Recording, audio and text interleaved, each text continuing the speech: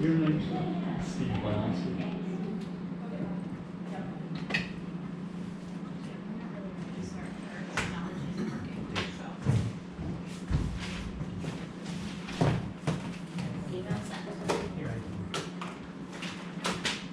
Is Jerry still on the committee? Supposed to be, yeah. I had heard that maybe he was getting off. He didn't say that to me, Okay.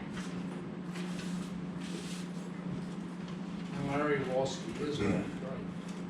And not that I know of. He moved to the Highlands, and I haven't seen him since then.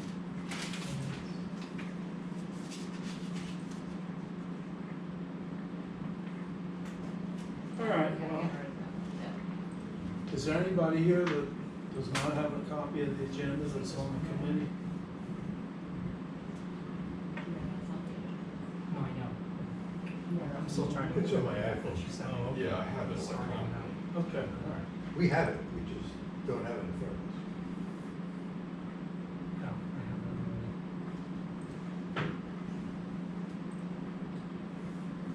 Okay, did everybody get a copy of Mark's report? Okay, first, we gotta, If we wanna put things on the agenda, we have to put them on the agenda. Okay, well, that's what I've got from. Yeah, but not everything's on the agenda, if people wanna discuss things.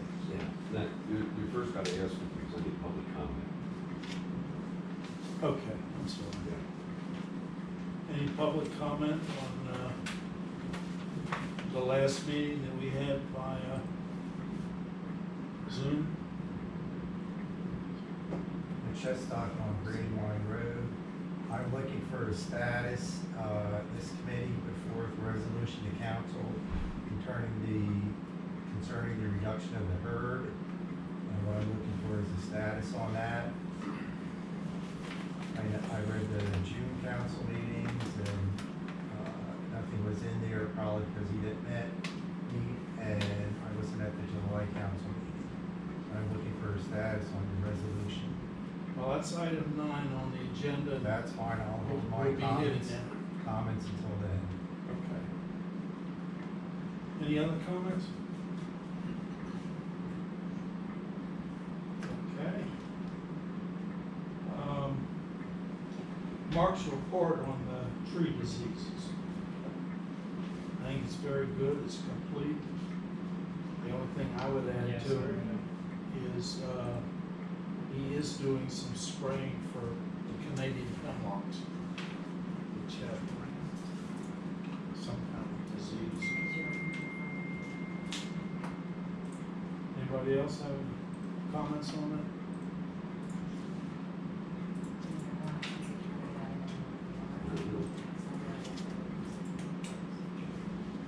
Yeah. Okay, spring accomplishments. I would say the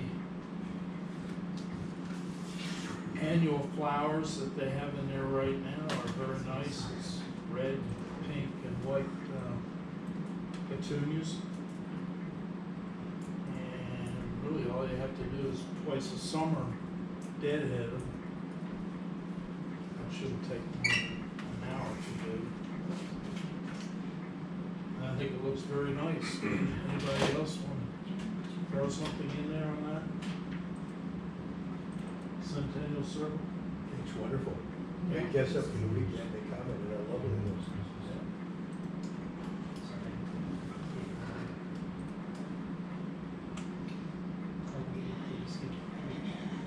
Okay, and summer plans discussed. Mr. Chairman,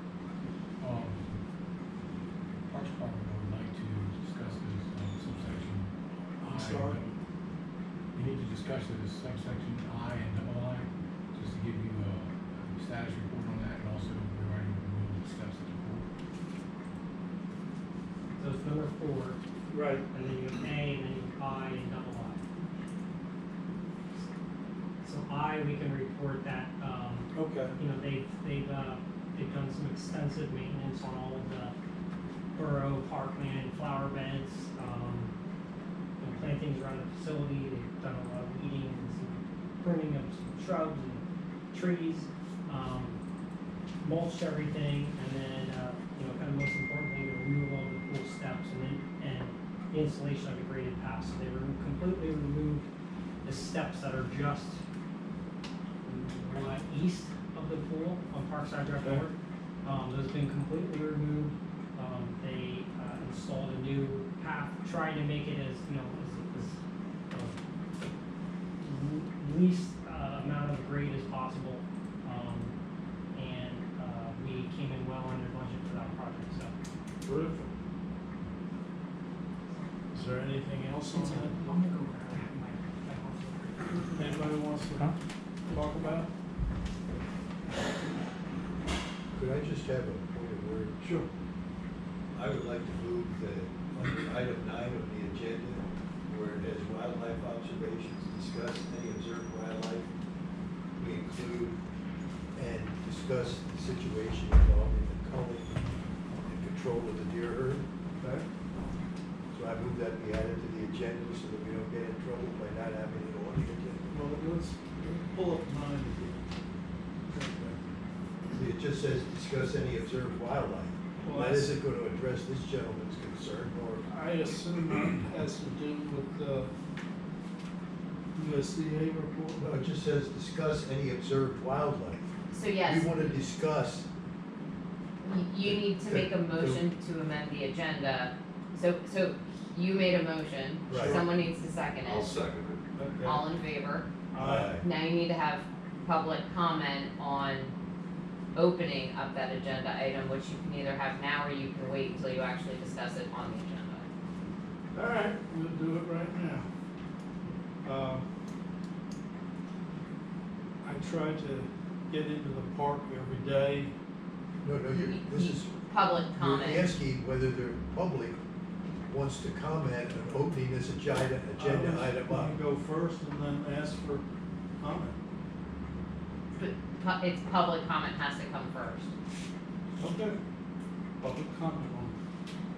What I'm looking for is a status on a resolution that you passed at your April meeting that went to council for their May meeting. As far as you did a study, you came up with a recommendation to reduce the herd. I think you didn't follow due diligence because there was no actual recommendation. It was simply passing the buck to council to say, council, we want you to do something with the herd. And you left it at that. So my basic question is the status of that study by council, who's your focal point on this committee who's following up on it, and who's your focal point on council who's following up and making sure something is done about it. If it comes out to a resolution that nothing gets done, that's fine. Those are my 3 points.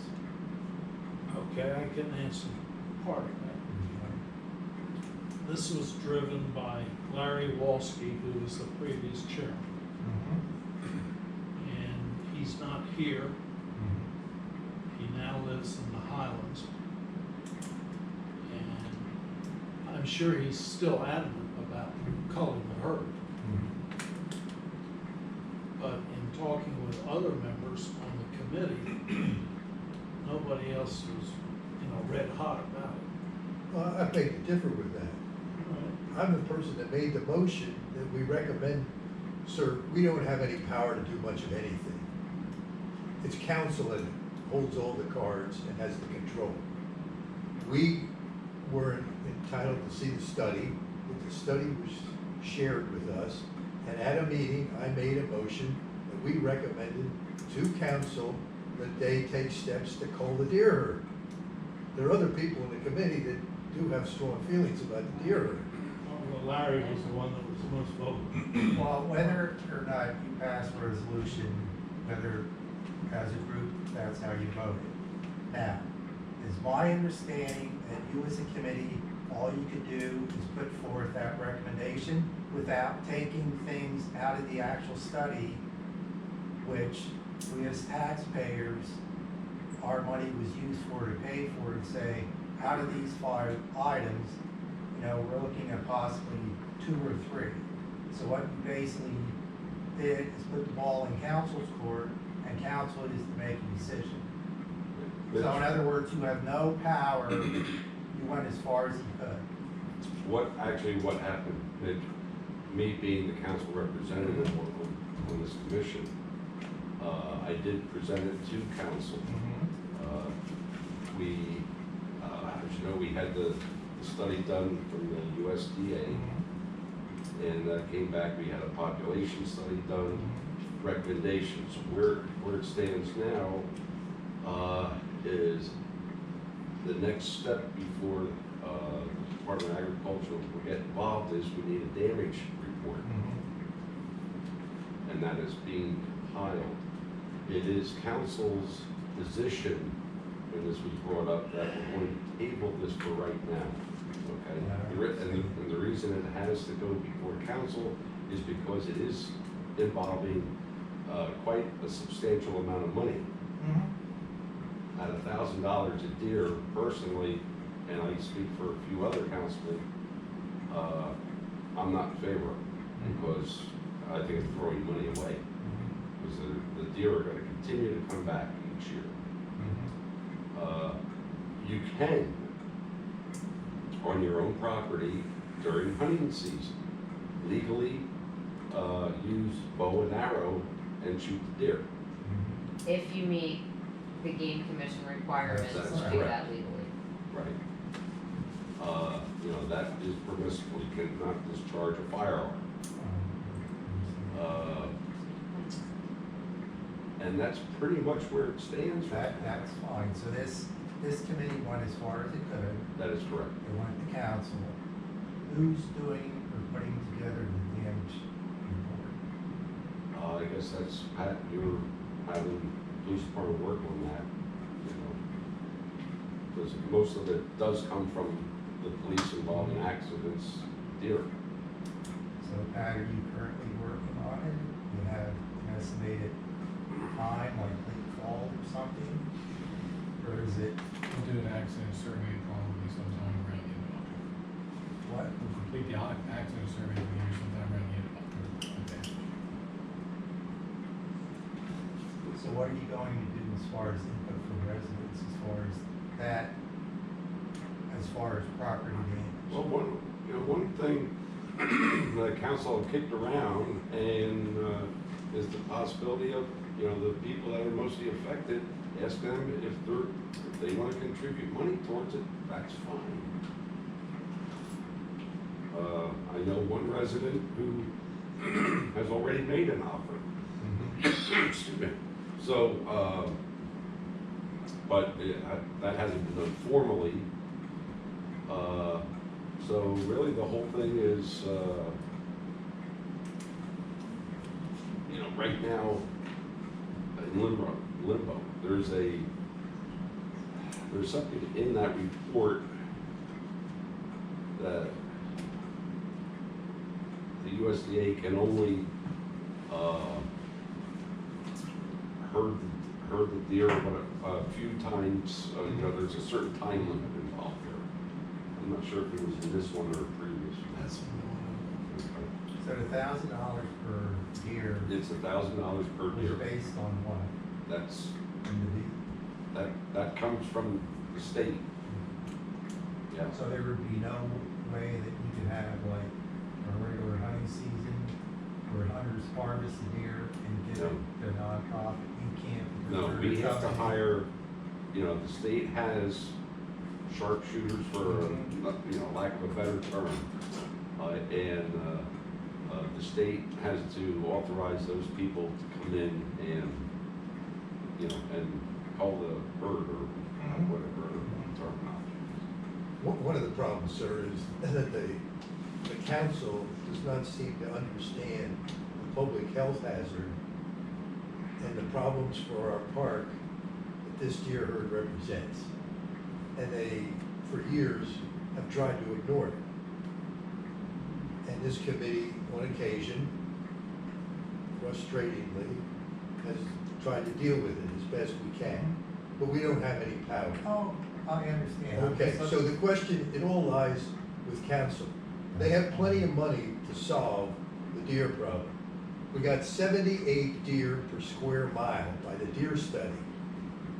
that study also says that on the basis of 1 year's propagation, the herd could increase by at least a third. I've seen any number of twins, Bambis, not running around right now, and they also say it could be as much as 50%. So if not at 78 deer per square mile, when is it too many deer for the Borough Council of Wyomissing to tackle the problem? But unfortunately, they don't seem to want to tackle the problem. Well, And- I can understand the ramifications with citizens and stuff like that. I went to council and fought until we got a group together on flooding in our area, and it didn't totally solve the problem. With recommendations, and we walked hand in hand with council, and things were done at a minimal cost, so to speak. So I can understand where you're coming from. I was just looking for a broad perspective, and those questions have been answered, and I thank you. Can I just ask one question? What I haven't heard, and I was here in April when the discussion took place as well, are there, is there evidence that the culling, occasional culling, how effective is it? How cost effective is it? There must be. It's not cost effective at all. There must be evidence in that regard, and that to me would seem kind of crucial. The in evidence deciding is, whether yes, to- we can reduce them this year, Right, okay? But new ones are gonna come next year. So what do? yeah, because it's such a common problem, and I'm sure many You know, communities have At tried the average, many I don't, approaches. I don't see, where it is a responsible decision to spend taxpayers' money, and let's just give a figure, $50,000. We're taking the taxpayers' dollars and just throwing it away. I don't think it's throwing it away, It's gonna come back next year. Bill. It's not as though there are thousands of deer waiting to get into the borough. When we were young, growing up in this borough, there were hardly any deer over in that area. The fact of the matter is, they found a safe spot and they're propagating there. So if you reduce the deer herd, you have a good chance of reducing part of the problem. And what are you gonna do? Allow the whole parkland to be denuded by these deer? They eat 7 pounds of vegetation a day. I am just going by what we've heard from the state, from the Department of Agriculture. The It's State not- Department of Agriculture are not telling you not to do anything about it or not to spend money. You have to decide whether Yeah, but you they're, can spend the money. but they're saying, and it's not gonna, it'll eliminate the problem for 1 year. It's still gonna come back the following year. No, it's going to help to eliminate the problem over a period of years if you stay on top of it. Look, Why didn't the USDA recommend that we cull her? because they want to see the damage report and everything else. And as far as the damage report, Pat, is your office actually collecting reports from citizens? I mean, there are any number of people I know who have written to Borough Council, talked to Borough Council about their yards being destroyed by these deer. We're tracking the emails we received. Pardon me? We're tracking the emails we received from residents. Okay, That's their recommendation. And in addition, checking with the police, running history on any type of deer incident, damage, death, destruction, private property damage. good. That's what we need, because there's plenty of it out there. The people at the Meadows, where there are 113 units, are up in arms about it. The residents of the Highlands are complaining about it. You got residents living in the area, it's a huge problem. The deer are wandering over parts of the borough where they never wandered before. They're carrying Lyme disease. And I just had Lyme disease, so I can tell you, it's not pleasant, folks. Now, if you don't think that's a public health hazard, Mr. Councilman, there's not much I can do about it. But there's plenty of reserves, and I'm sure you get people, if you put some money on the table, there are plenty of citizens who would help support a program to cull the deer herd. It's just you have to open up your mind and accept that something needs to be done. I don't disagree with you that something needs to be done, but at the same point, we gotta come up with something that's responsible. So if people met you halfway, would that be responsible? I can't speak for all of council, but I think that's a good start. Well, now we're getting somewhere. Bill, with due respect, and I'm not denying what you're saying, except that I haven't heard any discussion about this at the council meeting. And I come to most of them. Yeah, no, You may be talking no, among it was- yourselves. No, But, it was brought up, Bill Combs had brought it up at a meeting, at one of the council meetings, I forget exactly That was a when. while ago. Yeah, it has, you know, and then It's it's, been brought up, but I haven't heard the council people talk about it. Objective or not. you know, we discussed it when we received the report. I'm not sure exactly what month that was. We have to go back and research that. March, give or take, Pardon? March, give or take. No, we discussed it in May because this committee met, and that's when you decided to table it. And Right. since a damage report is coming forth, hopefully the end of October, which will be presented to council in November, that would be the time to open up Pandora's box again, so to speak. You know, I have absolutely no problem bringing this back to, you know, back to the council table again. You know, once we get the damage report, we submit that, then we get the official recommendations from the state and go from there.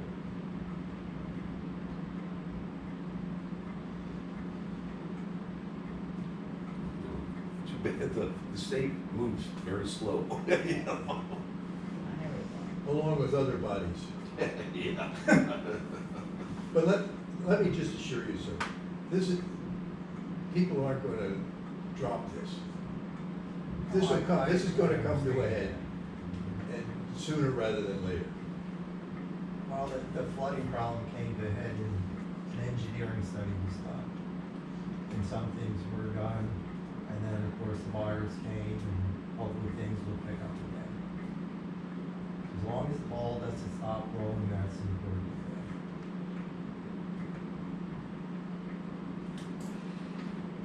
thing. Can I ask a question? Is the report available for the public? Well, it's a public document, yeah, it's available.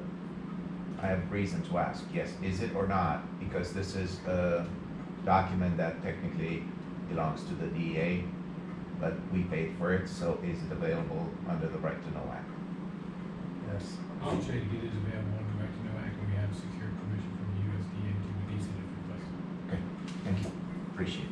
And just another follow-up, is there any way that Berks County, or we can do something in common with other boroughs and neighborhoods? And because you're absolutely right, you shoot them and then they're gonna come back. But if we do something probably on a larger scale, more coordinated, we have a better chance to be more successful in this one. Obviously, just Wyomissing does, I can't To imagine. the best of my knowledge, nobody else is really addressing the issue. So the state is not gonna give grants or things like that, none of that. The deer are primarily in the borough. They have a home here.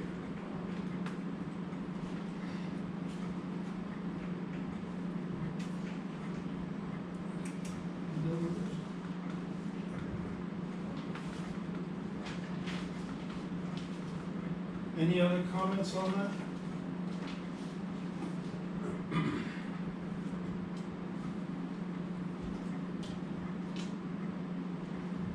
Okay, summer plans, number 5.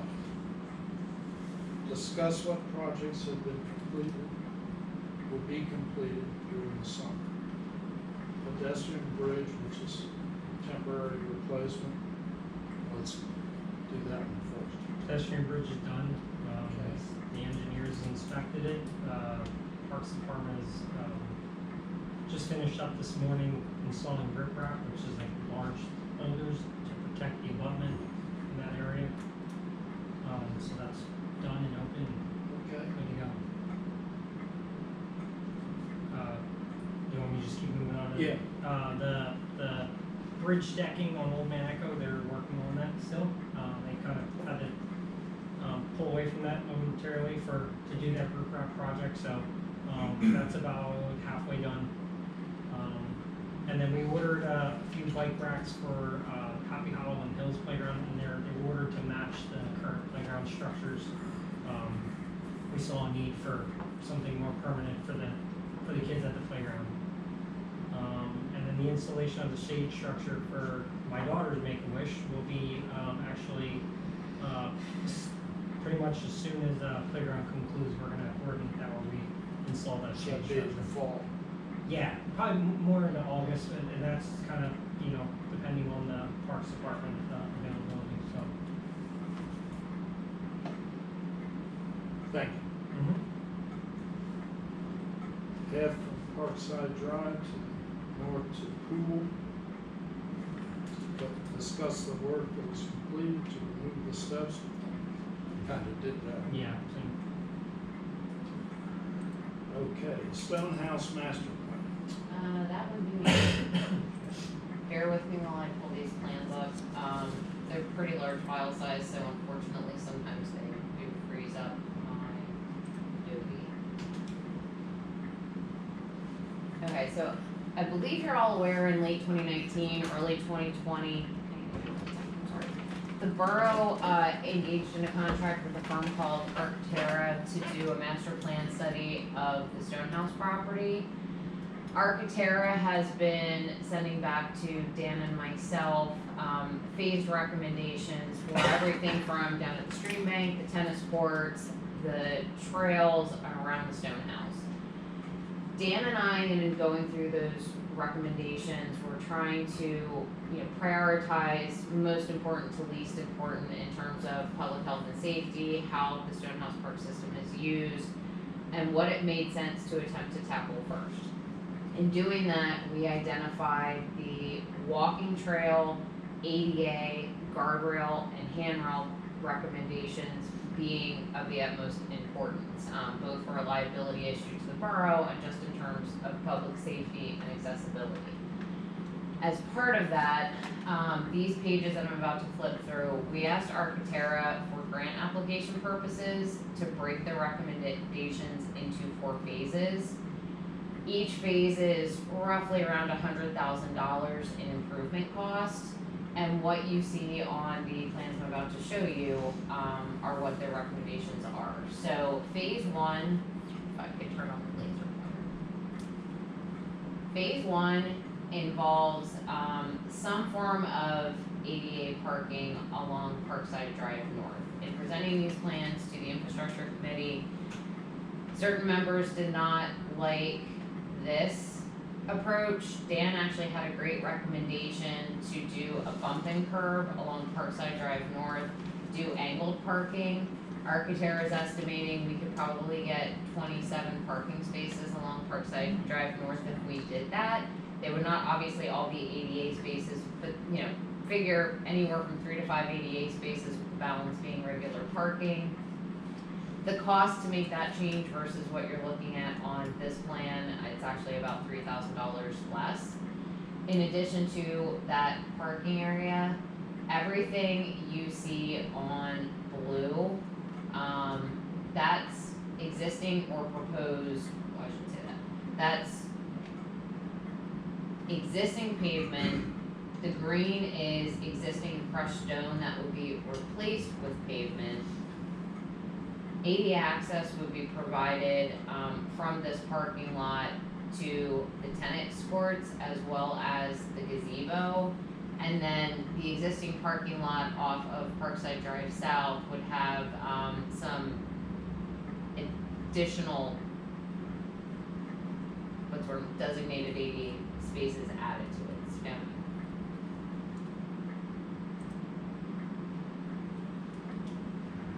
So that completes phase 1.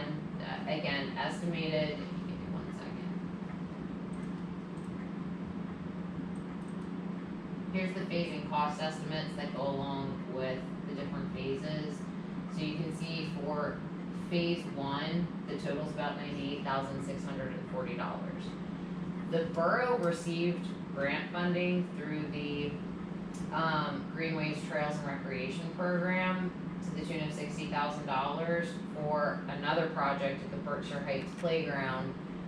Total cost of that project was a little over $200,000, since we were only awarded 60, plus the borough had proposed matching what we would have thought was the full award with an additional 40.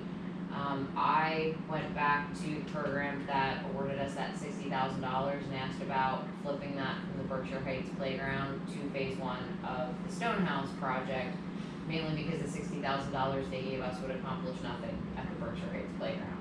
We've received that approval from the state. The grant award, the documents have all been signed, everything's pending for us to move forward with it.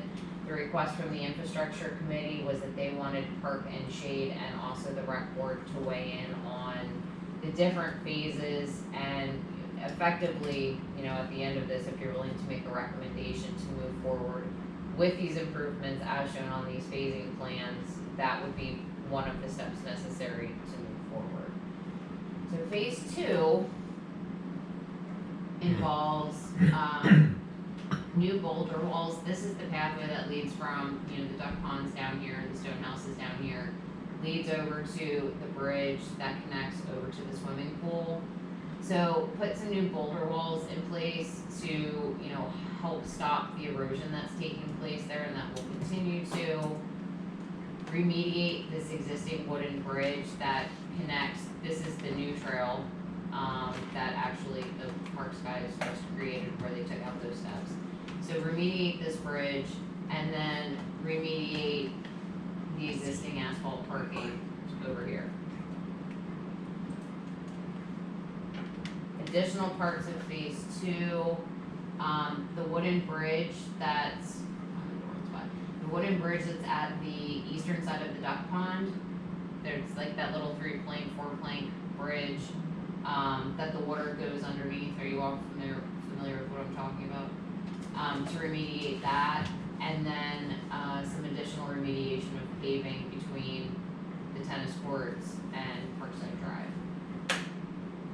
Again, as you can see from the phasing estimate, cost for phase two is again about $100,000.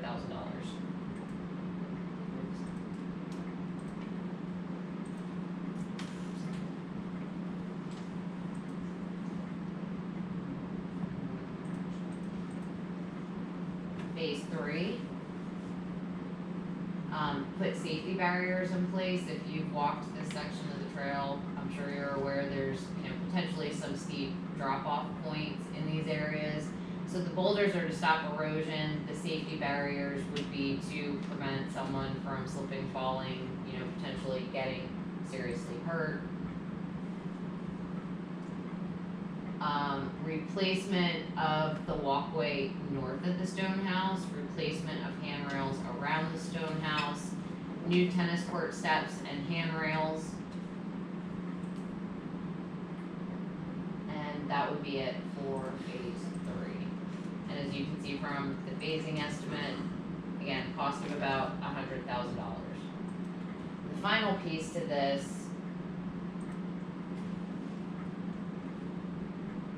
is remediation of any remaining areas of crushed stone paving with asphalt paving, replacement again of crushed stone paving with asphalt paving. This is again the west side of the duck pond leading over towards the pool. Boardwalk replacement for the boardwalk that's in front of Old Man Echo and what connects the west side of the duck pond down to the pool. Excuse me. A replacement of the viewing platform and access to it. Some more replacement of remaining areas of crushed stone with asphalt paving, again on the north side and the south side. This would be the most expensive portion of the phases. It comes out to, I believe, $130,000 roughly. So phase one, we've already secured grant funding for that would require a $40,000 match from the borough. We submitted at the end of May, a 2021 GTRP application to cover the 3 remaining phases. Based off of what we saw from the 2020 application, I do not expect that we would receive full funding. We asked for 250,000. I would be hopeful we'd receive between 1 and 200,000, but I won't know that until later this year when they actually announce the awards. Obviously, there would be a match in some way, shape, or form required by the borough as part of the grant program if we do receive any money. I just, again, at this point, need the opinion of this commission as to whether you're in favor of these improvements, whether there's any changes or things you don't like on those plans that you would like to see altered. Question. How much time are we talking about doing this over? The grant program allows for 3 years from the date of award until the project. That's May of 21? I mean, the grant award was roughly May of 21, so we would have 3 years to do phase 1 from then. If we would get funding for the remaining 3 phases, that grant agreement would probably be executed somewhere between the end of 21 to early 22, so we'd have another 3 years on the other side of that for the other 3 phases.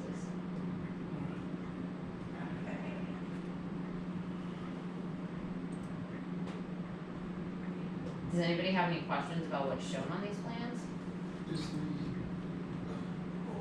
We talked about a fountain with a detachable head, so it doesn't interfere with ice skating.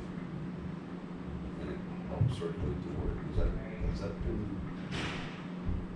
priced out? I mean, that wasn't part of this study.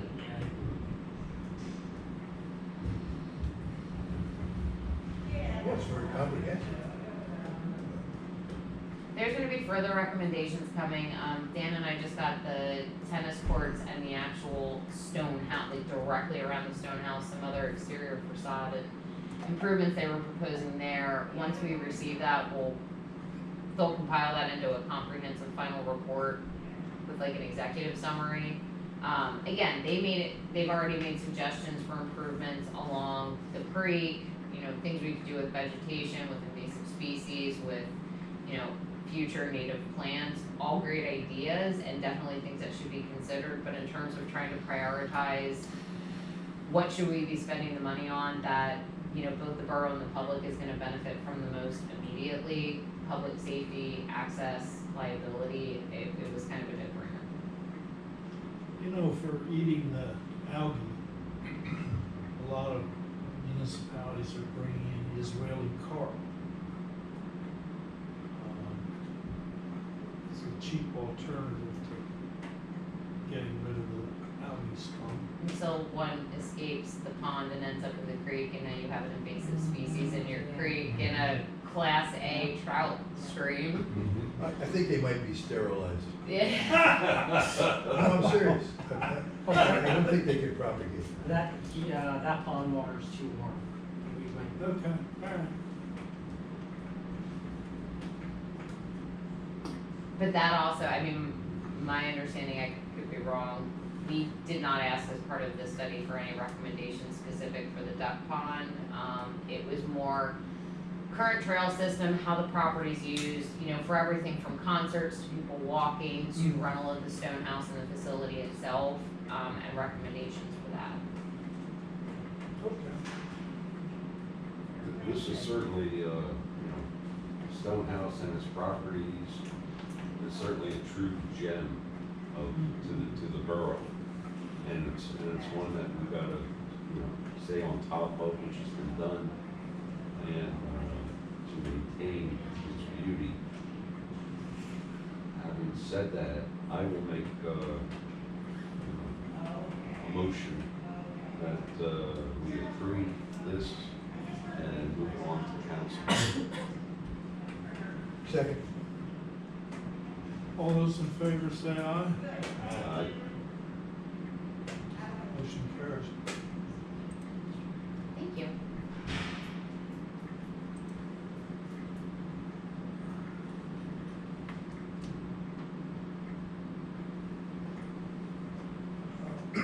Requests for weddings in the park.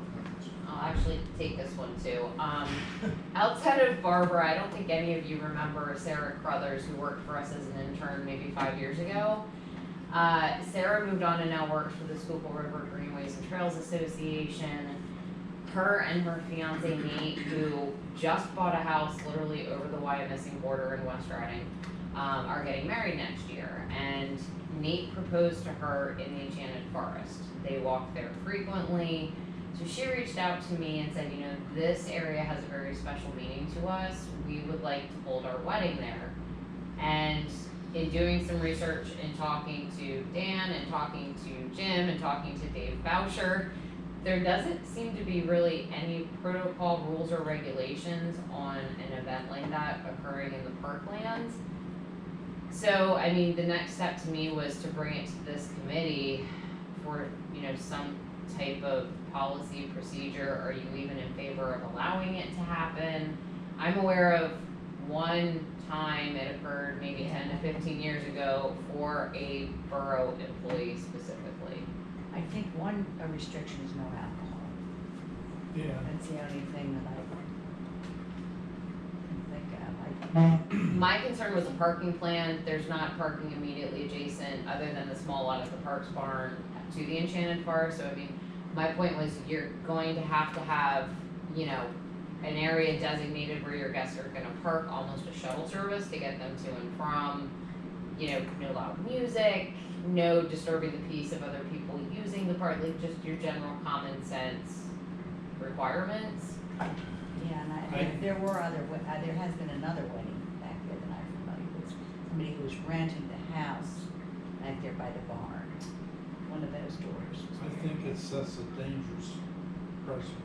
I mean, this one may be fine, but I've never been to a wedding where there wasn't alcohol.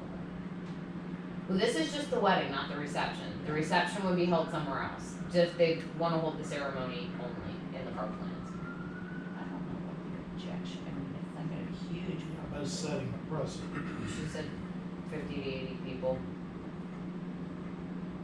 Or where would they, that's a good question.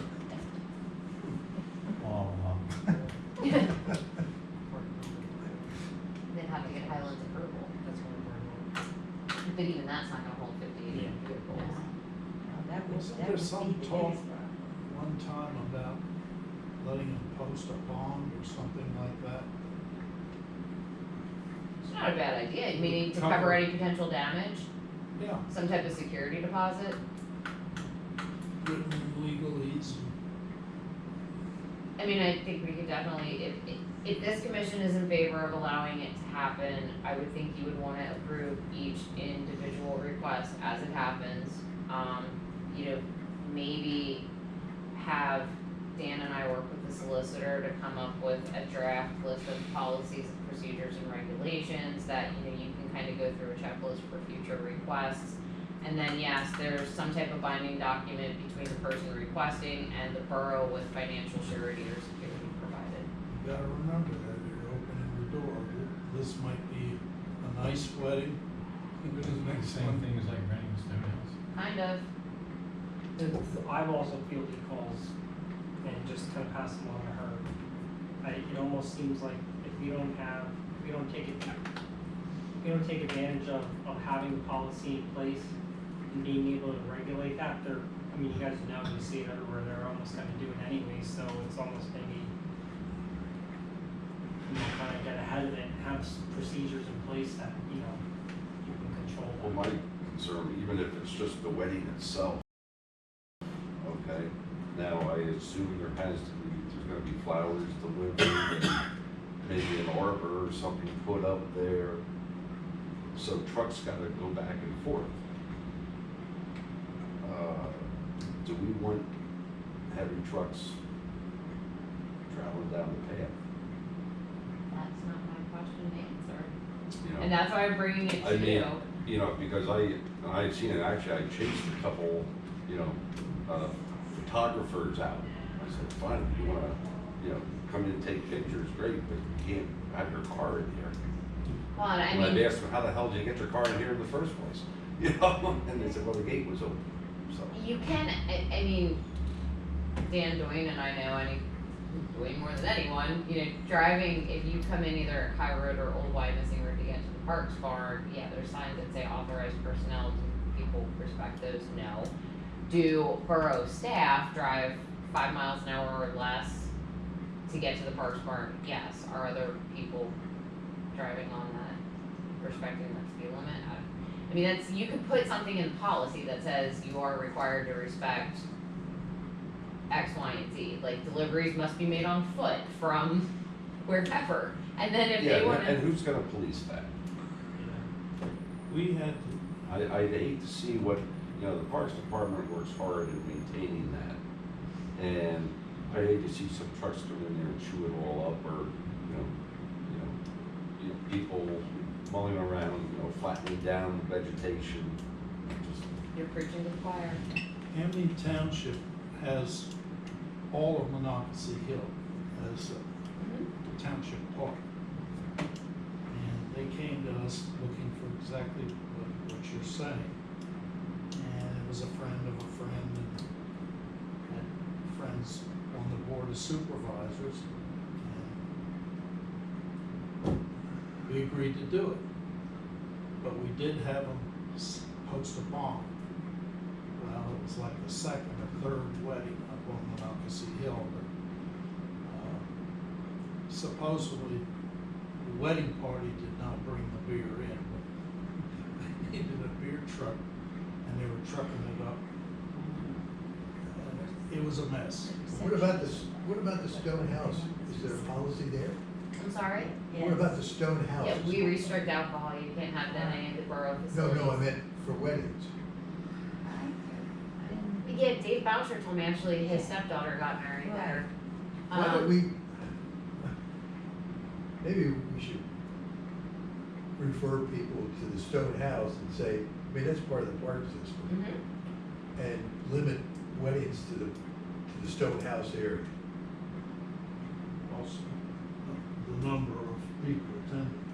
Well, Because that way you are requiring them to rent that, which puts them under an obligation on the roads grounds to the borough. It has a porch, you can stand out, be bedded on. I think it's there's much lavatories there. Yeah. And it's another issue.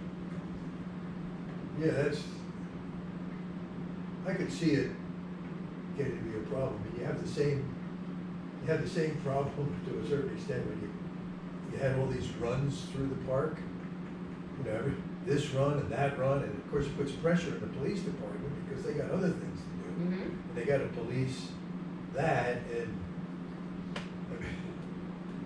I don't know where we ended up with how many runs.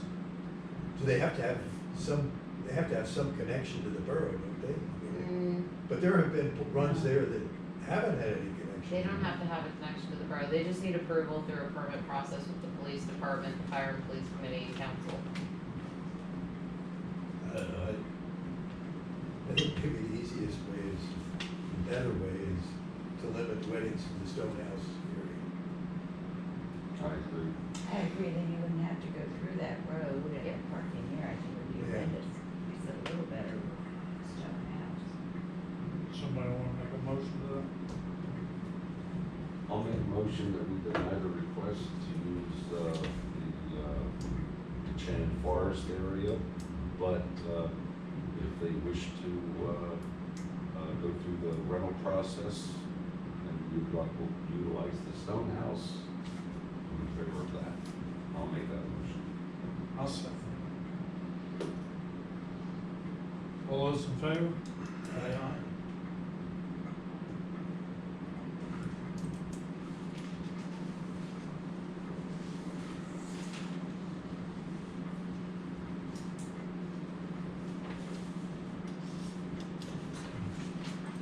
Okay, that's nine. Old business.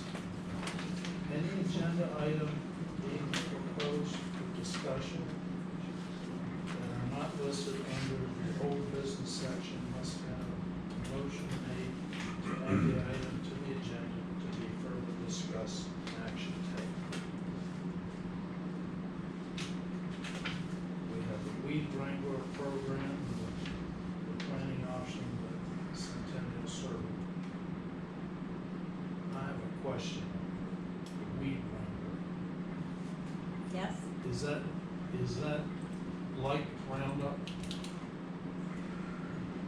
Weed Wrangle is the name of an initiative to combat invasive plant species that was started with the National Tennessee Garden Club of America. And they've created a very successful template for a program that's spread through many states. Are there chemicals involved? No. This is a volunteer effort, and volunteers are not qualified to handle any herbicides, any chemicals, no.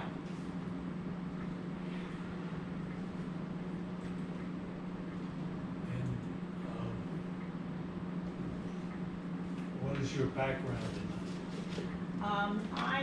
My background is just that use the Wyomissing Park regularly, and I have an interest in its management. And as I said at the April meeting, in the 20 years I've been using the park, I've gradually become more and more aware of how that environment, it's long been degraded by invasive plants, but in the last 5 or 6 years, I have seen new and even more horrible plant species taking hold there without being removed, or, I couldn't tell that anything was being done to prevent their spread. So I started educating myself, and I'm a member of the local bird club, and I know Mike Slater, who's a fantastic naturalist, and he's he likes to help out with this sort of issue, so he's sort of been my expert advisor. And but and as I said I don't know if I should be repeating anything in the document that was distributed to you all. I don't know if all of you had a chance to look at it, but Mike and I have kind of focused on the wet meadow area as being an area that still has, some valuable native species, attracts a lot of bird species, and it's very visible to the public, and that's where the first stand of Japanese knotweed appeared, like 5 or 6 years ago. And it's a relatively small area, so to do a little pilot project to kind of grease the wheels, hopefully for a larger community-wide weed wrangle event in a year or so, Mike went through the wet meadow with me. We kind of mapped out where some of the worst invasive species are, and Mike kind of suggested prioritizing 3 of them. One of them being a single small autumn olive that could easily be removed safely by volunteers. And autumn olive, I don't need to tell you, that's a horrible shrub that has invaded many natural areas and is really difficult. It can grow very large. And now we have just one little plant in the Wyomissing Park. We need to get rid of that. And the poison hemlock, I'm not sure if that's new or old, but it caught my attention this year, a couple of places where there's little, stands of it, multiple plants, and right next to where people and dogs and children walk, and, if somebody reached out and broke off a piece and then stuck their finger in their mouth or rubbed their eye, they could end up in the hospital or even dead. It's a really, really dangerous plant that is a public health hazard. Again, that cannot be handled by volunteers, but. Has this been circulated before? This is the first time I've seen this. Has I this, think it came in the minutes. I provided these, what Yeah. you've seen on the screen, to Melissa last week. Matt doesn't have email, so he wouldn't have gotten an electronic Oh. copy. Didn't know that. Sorry. Yeah, didn't know that. I'm in favor of the scope of what you're saying, but I'd just like to make a few phone calls and Well, okay, here's what I guess my ask is, I'd like to organize just a few volunteers, like maybe 6 or 8, for, sometime this autumn, when we don't risk such dreadful weather for doing something strenuous outdoors, just to remove that autumn olive plant and see if we can dig up 1 or 2 of the really small Japanese knotweed infestations. One's right on the creek bank, very near the wet meadow, and one is in the wet meadow near the really large clump. And do that sometime, maybe October.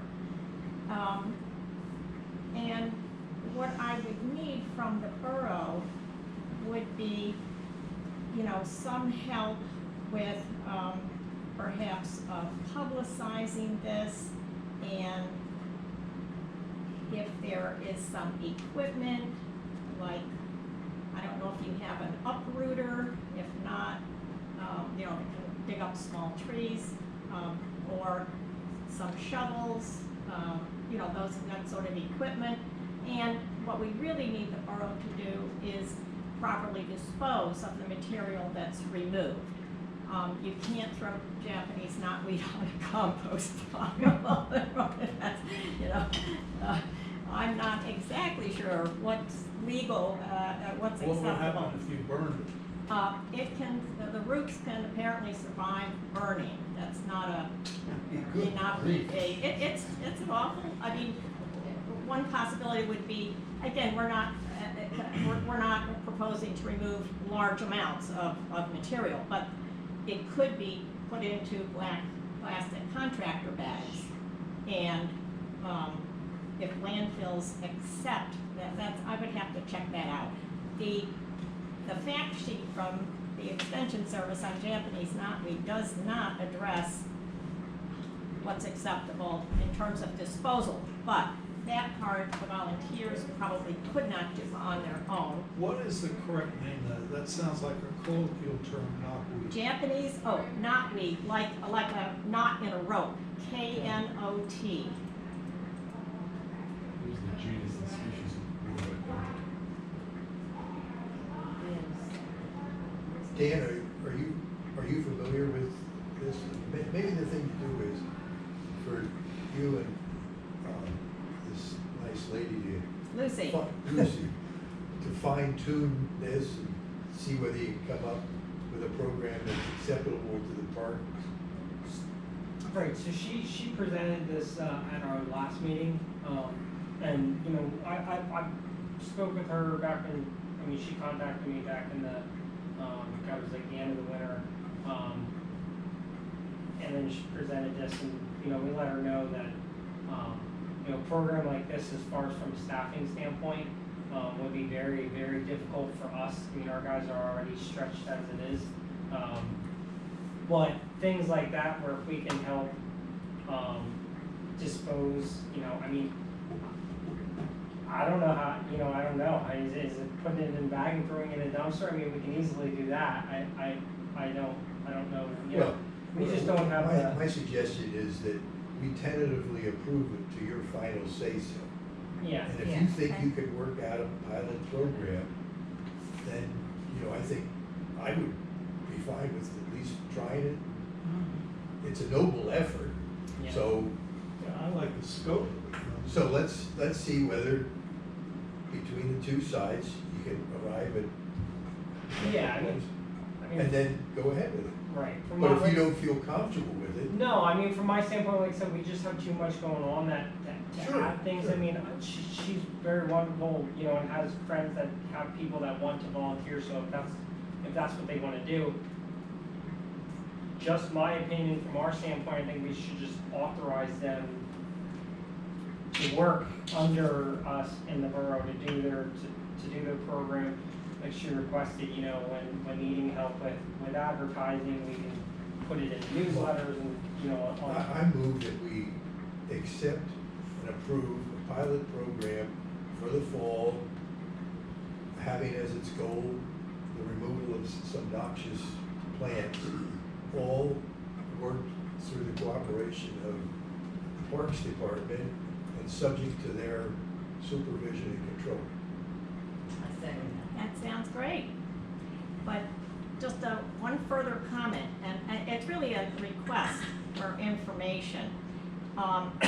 You know, a few volunteers, or even a lot of volunteers working in the park once or twice a year is not going to accomplish much. The idea of the weed wrangle event is to really reach out to many organizations and public spaces and private citizens in the community to create a lot of buzz and excitement and provide education and encouragement for as many people as possible in the community to remove invasive species from their own property or volunteer in the parks and, you know, use native plants, that sort of thing. But in terms of helping, you know, really prevent further degradation of the environment of the Wyomissing Park, it's not going to be very effective without the borough committing Well, at some point let's take to. this step and see how far we get, and maybe we can grow it into something. Has this been run by Mark? Who's Mark? that. Walking? Mark McLaughlin?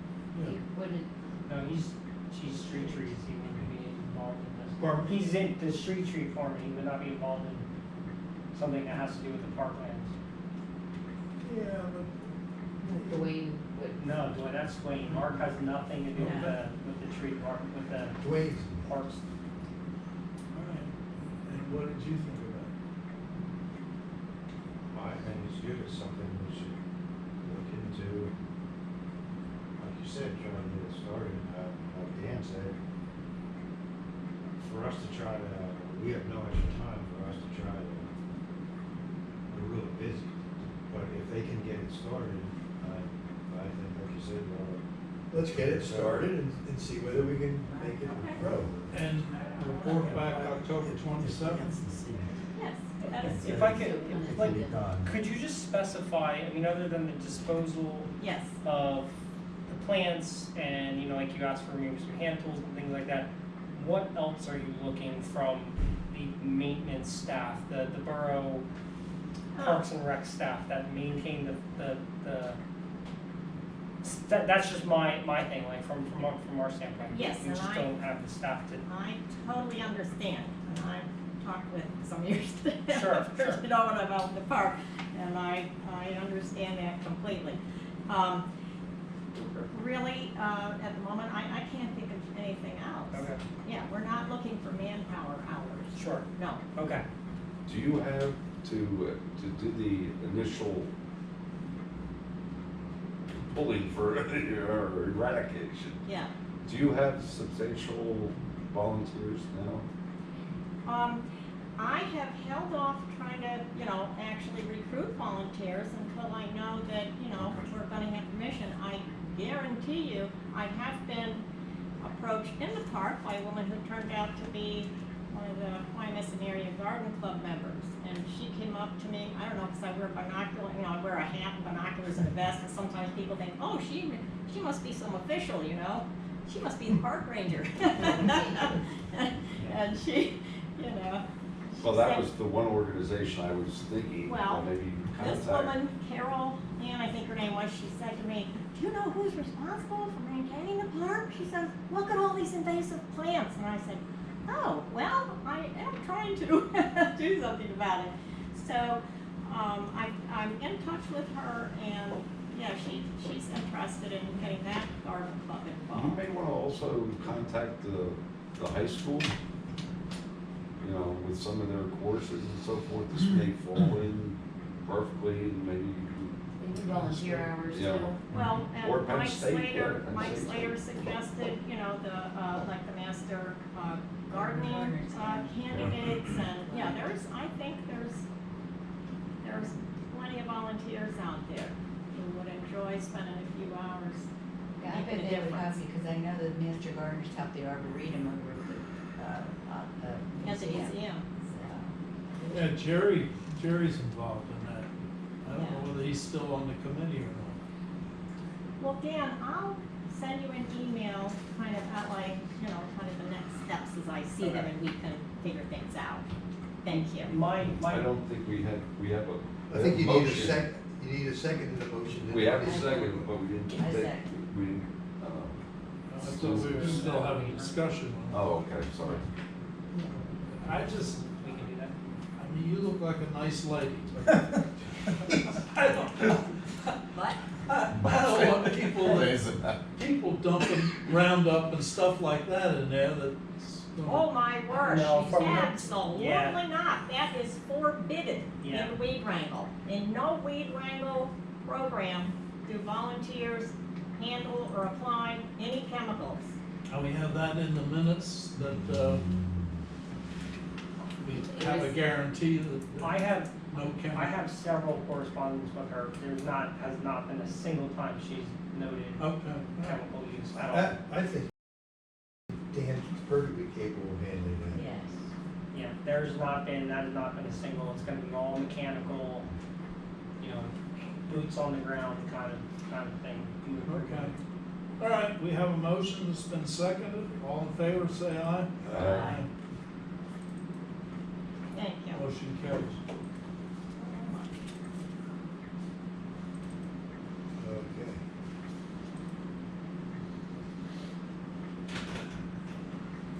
Anybody have any ideas on planning options at Centennial Circle? So you may recall, I brought this up at the April meeting. I was out to multiple areas in the park system with Dan and Dwayne back on a very cold week in January, trying to assess during that time of the year areas that during this time of the year are time intensive for the parks department employees to maintain. One of the areas that Dwayne identified was Centennial Circle. After that meeting, I reached out to Scott Miller. He's a resident on Albright Avenue. He is a registered landscape architect. I actually worked with him many, many years ago. He's employed by Stackhouse Bensinger. He is also on the borough's planning commission. So I reached out to Scott and said, hey, any chance you'd be able to give me, take a look at Centennial Circle and give me some alternate planning ideas for what we have there that would be less intensive for the parks department to maintain, but would also give the visual appeal, the pops of color, the things that make it the circle. And I'm actually really glad I reached out to Scott of all people, because he's like, you do know there was a contest in 2006 that was a winning design. And I did not know that, Dan did not know that, we weren't employed here at that time, well, I at least wasn't. So keeping that in mind, and out of respect to that, Scott came up with, this is just a very rough sketch of what is there now. I'll let Dwayne answer any questions you might have about why what's there now is, somewhat hard to maintain or why it creates time issues for them. But in the, gotta orient myself here, the north dog bone, that's what they've always been referred to as me. In the north dog bone, he's proposing to replace that with Black-Eyed Susan. So anybody who's not aware of what Black-Eyed Susan looks like, that's Black-Eyed Susan. It's a good municipal Yeah. plan. I'm sorry. That says good municipal plan. Takes very little care and long blooming season. Now, how high do they, you can't have anything He high. was keeping line of sight in mind too. Okay, okay. He definitely, and he actually pointed out some areas where line of sight was stuff that's planted there now. Like we've had issues with the rose bush that was in the, I think it was the eastern dog bone. He was also proposing that same dog bone Jerusalem artichoke, which you can see in the second picture, right here. That's lower. I don't know, how tall do those black-eyed Susans get? And the ones at the house, at mine get about 3-4 feet. Yeah, I know, and I know in the past, people have said, that they couldn't see with other things that were there, couldn't see around, so they've gotta be low. Okay, so you're questioning the Black-Eyed Susan. Yeah, you definitely gotta keep it low. Yes. you're not gonna find much lower than petunias. Understood, but the petunias, I mean, the time intensity of what it takes for the guys to go out there with the change of every Oh, yeah, season, to put yeah. the mums in, to put the petunias Well, in, to they're put the annuals. tulips. They want annual. That's I mean, We're part trying to get away from Perennials, annuals and go to Right. perennials. Yeah. The only thing I think it needs right now is the chelated iron for the oak trees. They're all suffering from chlorosis. Yeah. We'll be speaking with the tree department about that, because they were taking care of that. I believe they still are, they're still treating it for I that. think, so he had two yellow Two good things. doses Yeah. a summer. There ought to probably be yellow and blue. So something low that's blue and something yellow.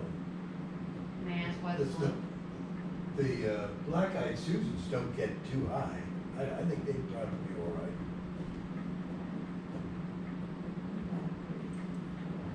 Where's he going with the viburnum? So, the viburnum is in the center, Okay. That's all right. so just to flip back to that picture so everybody knows what that looks like.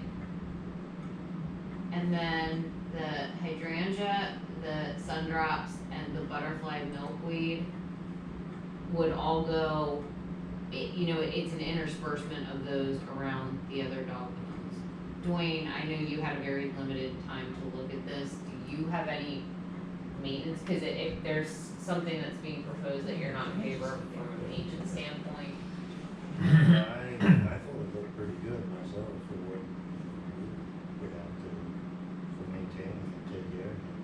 I think that, Just as long as it isn't, well, we consider petunias, they're not gonna be more than a foot high.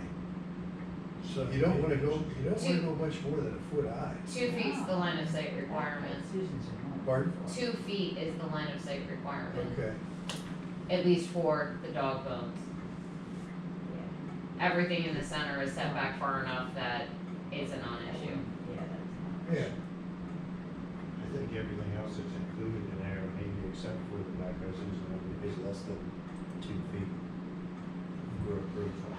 Okay. And some hydrangeas can get very large. I mean, high. I don't know, they never have it. These are perennials. Are these perennials? Yes, and that was the whole point. Yeah.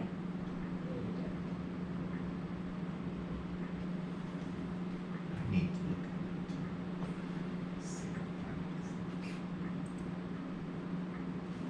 So you need our approval? I would want your approval before touching anything in that circle, yes.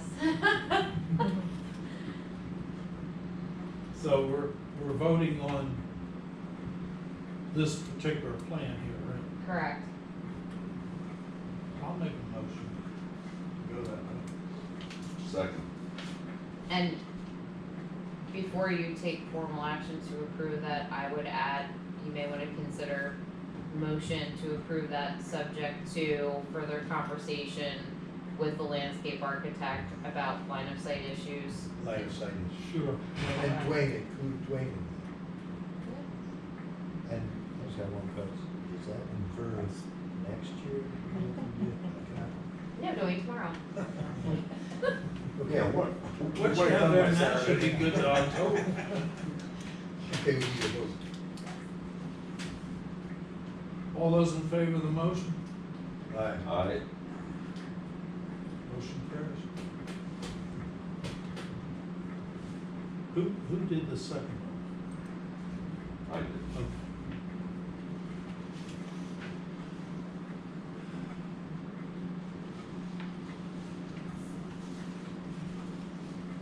Okay, new business.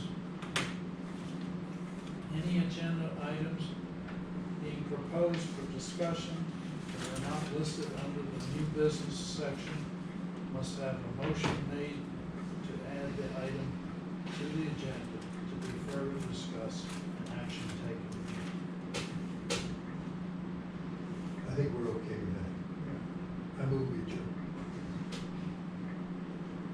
Have a second? Second.